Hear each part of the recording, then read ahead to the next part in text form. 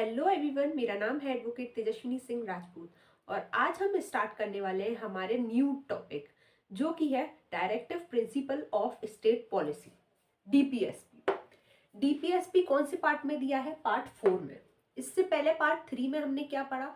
हमने पढ़ा fundamental rights के बारे में। फंडामेंटल राइट्स क्या होता है, कहाँ से कहाँ तक आर्टिकल्स हैं, उसके बारे में पढ़ा। और आज से हम स्टार्ट करने वाले हैं directive principle of state policy.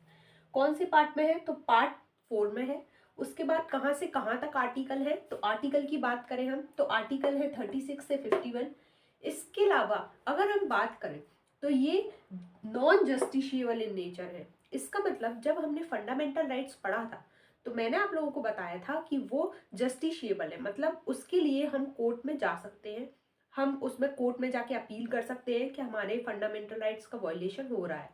लेकिन directive principle of state policy में ऐसा नहीं है। ये नॉन जस्टिशिएबल इन नेचर है, मतलब हम इनको लेके कोर्ट में नहीं जा सकते।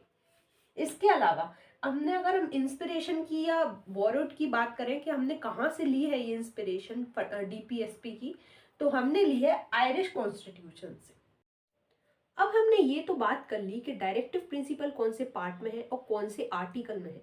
लेकिन अगर हम बात करें कि डायरेक्टिव प्रिंसिपल होता क्या है, तो डायरेक्टिव प्रिंसिपल का मतलब है जब अगर कोई भी स्टेट है वो अपना एडमिनिस्ट्रेशन चलाने के लिए कुछ पॉलिसीज बनाता है, उन पॉलिसीज को ध्यान में रखते हुए कुछ प्रिंसिपल्स दिए हुए हैं। काय में दिए हुए हैं? Directive principle of state policies में। आप लोगों को अगर आप पढ़ेंगे वर्ड टू वर्ड तो आपको समझ आएगा, जैसे कि directive principle of state policy मतलब डायरेक्ट करती है पॉलिसीज बनाने के लिए। कौन को? स्टेट को। जब भी वो पॉलिसीज बनाता है तो directive principle of state policy को ध्यान में रखते हुए बनाता है। अब हम बात करते हैं एक एक करके आर्टिकल्स के बारे में कि डीपीएसपी के आर्टिकल्स क्या कहते हैं। सबसे पहले अगर हम बात करें आर्टिकल 36 की, तो आर्टिकल 36 बात करता है स्टेट की डेफिनेशन के बारे में। जब आप मेरी प्रीवियस वीडियो देखोगे फंडामेंटल राइट्स की, उसमें भी आर्टिकल 12 में मैंने अच्छे से डिस्क्राइब किया हुआ है कि फंडामेंटल राइट्स क्या, जो स्टेट की डेफिनेशन है वो कैसे डिफाइंड है, क्या है उसके अंदर, आप जाके देख सकते हैं। सेम डेफिनेशन आर्टिकल 36 कहती है स्टेट की डेफिनेशन के लिए। ठीक है। इसके अलावा आर्टिकल 37 क्या कहता है? आर्टिकल 37 बात करता है नॉन जस्टिशिएबल की, मतलब नॉन जस्टिशिएबल है। इसका मतलब मैंने आपको अभी बताया, जैसे कि हम डीपीएसपी के लिए कोर्ट नहीं जा सकते हैं कि हमारे डीपीएसपी का डायरेक्टिव प्रिंसिपल्स का हनन हुआ है तो हम कोर्ट उसके लिए नहीं जा सकते। इसके अलावा आर्टिकल 37 क्या कहता है? Fundamental good governance of the country, मतलब हमारी कंट्री की गवर्नेंस के लिए एज अ फंडामेंटल सोर्स किसका यूज करना जरूरी है? Directive principle of state policy का यूज करना जरूरी है। इसके अलावा और क्या कहता है कि कोई भी अगर स्टेट कोई भी अगर नए कानून बनाएगा या कोई भी पॉलिसीज लाएगा तो वो directive principle of state policies को ध्यान में रखते हुए बनाएगा। अब आप लोग सोच रहे होंगे कि directive principle of state policy यानी डीपीएसपी को जस्टिशिएबल क्यों नहीं बनाया गया, नॉन जस्टिशिएबल, नॉन इन्फोर्सेबल क्यों बनाया गया? जैसे कि फंडामेंटल राइट जस्टिशिएबल है, हम डीपीएसपी को भी तो जस्टिशिएबल बना सकते थे, लेकिन नहीं। जब हमारी कंट्री आज़ाद हुई, जब कुछ सोशल, पॉलिटिकल और इकोनॉमिक राइट्स थे, जिन चीज़ों को ध्यान में रखते हुए कुछ राइट्स को हमने फंडामेंटल राइट्स में डाल दिया गया जो कि जस्टिशिएबल होना उस टाइम पे ज़रूरी थे, और कुछ राइट्स को एज अ डीपीएसपी डाल दिया गया और ये सोच के डाल दिया गया कि हम आगे चल के जैसे जैसा हमारी तरक्की होगी, जैसे जैसे हम आगे बढ़ेंगे, हमारा डेवलपमेंट होगा, उस तरीके से हम इनको fundamental rights as a justiciable बना देंगे। अब अगर हम एग्जाम्पल की बात करें तो आर्टिकल 45 ऑफ डीपीएसपी कहता है राइट टू एजुकेशन। इसको हमने कहाँ शिफ्ट कर दिया है राइट टू एजुकेशन को? आर्टिकल 21A में, जिसको मैंने अच्छी तरीके से डिफाइन किया है। जब हम फंडामेंटल राइट्स पढ़ेंगे और आर्टिकल 21A पढ़ेंगे तो उसमें राइट टू एजुकेशन डिफाइन हो गया है और अब वो जस्टिशिएबल हो गया है। कौन से अमेंडमेंट एक्ट से? तो 86th कॉन्स्टिट्यूएंट अमेंडमेंट एक्ट 2002 से। वैसे तो डीपीएसपी के जो आर्टिकल्स हैं उनको कैटेगरी वाइज डिवाइड नहीं किया गया है, लेकिन अगर हम डिवाइड करना चाहें तो 3 कैटेगरी में डिवाइड होते हैं। किस बेसिस पे? इन आर्टिकल्स के प्रिंसिपल्स के बेसिस पे। कौन कौन से 3 कैटेगरीज हैं?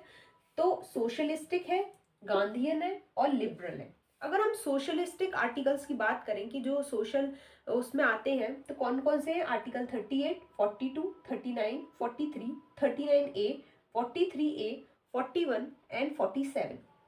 अब अगर हम बात करें गांधीयन की तो 40, आर्टिकल 47, 43, 48, 43B एंड 46।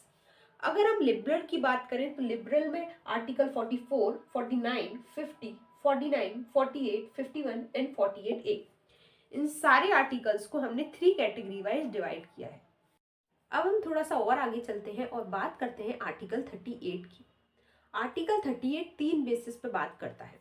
सबसे पहले आर्टिकल 38 कहता है to promote welfare of the people, मतलब लोगों के वेलफेयर के लिए स्टेट को काम करना होगा, प्रमोट करना होगा स्टेट को, ये कहता है। इसके अलावा सेकंड क्या कहता है आर्टिकल 38, जस्टिस की बात करता है। किस किस बेसिस पे जस्टिस, तो सोशल, इकोनॉमिक एंड पॉलिटिकल।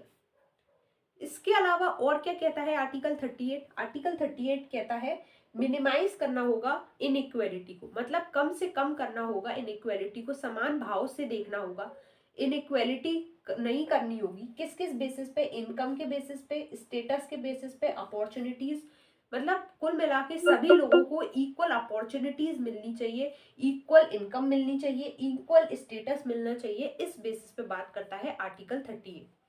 और जो मिनिमाइज इनइक्वालिटी वाला ये थर्ड पॉइंट है वो किस अमेंडमेंट एक्ट से जोड़ा गया, तो 44th कॉन्स्टिट्यूएंट अमेंडमेंट एक्ट 1978 से ये वाला पॉइंट जोड़ा गया। आर्टिकल 39 कहता है स्टेट से कि उसको जब भी वो पॉलिसीज बनाए तो इन 6 बातों का ध्यान रखना है। कौन कौन सी वो 6 बातें हैं आर्टिकल 39 में वो डिफाइन है। सबसे पहली बात करता है adequate means of livelihood for all citizens, मतलब सभी लोगों को इक्वल तरीके से रोजमर्रा की चीजें मिल रही हैं कि नहीं, मतलब रोटी कपड़ा और मकान, ये देखते हुए उनको पॉलिसी बनानी है। इसके अलावा इक्वल डिस्ट्रीब्यूशन फॉर रिसोर्सेज, मतलब रिसोर्सेज को इक्वली डिस्ट्रीब्यूट हो रहा है कि नहीं, चाहे वो मैन हो चाहे वुमेन हो। इसके अलावा prevention of concentration of wealth and means of production, मतलब वेल्थ और प्रोडक्शन कहीं ऐसा तो नहीं है कि एक या दो के पास जा रहा है, इक्वली सबके पास जा रहा है कि नहीं। इसके अलावा equal pay for equal work, मतलब जो मैन एंड वुमेन है वो इक्वल वर्क मिले उनको और इक्वल सैलरी मिले, ऐसा नहीं कि लड़का और लड़की या मैन एंड वुमेन में भेदभाव हो रहा है, इक्वल पे और इक्वल वर्क मिले। इसके अलावा prevention of health, strength of workers and children against force labour, childrens है उनको फोर्स लेबर कहीं जबरदस्ती अब्यूज तो नहीं किया जा रहा है, उसको देखना है। इसके अलावा प्रिवेंशन ऑफ हेल्थ करना है।